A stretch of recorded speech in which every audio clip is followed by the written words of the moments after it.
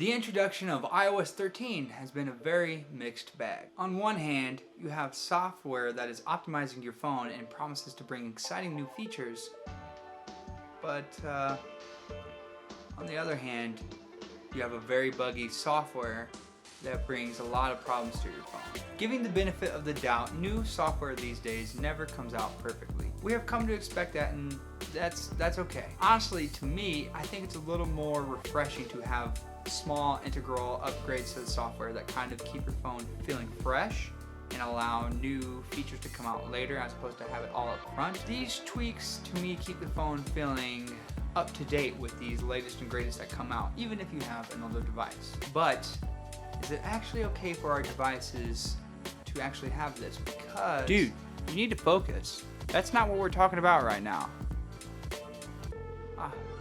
Yes, okay. Right. iOS 13.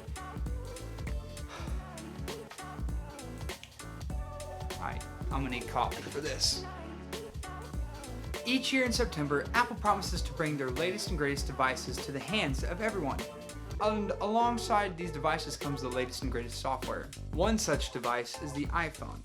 And now that the iPhone and iPad have finally separated in terms of operating systems, though they are still pretty similar, we can see the iPhone in its full glory. And even after its rocky launch, iOS 13 still brings some powerful strengths and punches to the limelight with its upgrade to iOS 13.2. Now, most of you probably already know a ton of stuff that's happening in iOS 13, especially in iOS 13.2 because the public betas have been out for a while, and now it's finally becoming public out of the betas to the public. You get what I mean. And iOS 13.2 includes some incredible new features such as support for these new AirPod Pros. You get some? Let me know in the comments below. And you can also share your recordings with Siri or decide not to. You also have Deep Fusion technology, which is still kind of hit or miss to me because you can't really recognize it unless you're in a little bit of more low light situations. There was something else. Bug fixes. It brings bug fixes as well. By now you already know all this stuff, but what makes iOS 13.2 stand out from the rest of iOS 13 aside from those? The battery. The battery life specifically on the iPhone 11 should be very similar to those of older devices getting these software optimizations for their phones. Though results can vary. So I was running the beta version of iOS 13.2 before the official release of 13.2, simply because I wanted to try and test out the beta. And this is actually what made me convert to the iOS 13.2 beta before it actually officially became public. I wanted to get the sweet ability to finally change the recording options for videos in the native camera app on iPhone.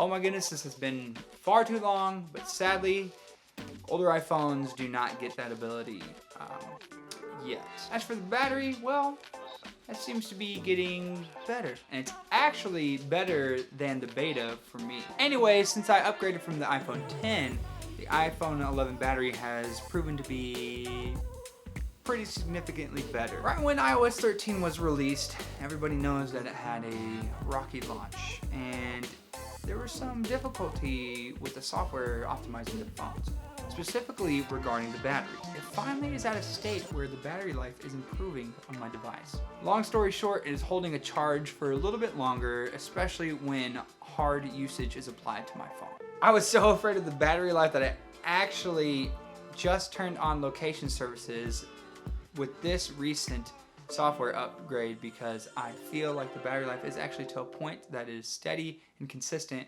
I can seemingly get a grasp on it, and I know it's not going to eat away my battery. I'm happy to report that this device is performing exceptionally well, and I applaud them for that. I would highly recommend updating to this software version if you haven't already. That's it. Until next time, I'll see you later. Didn't know what to do there. Bye.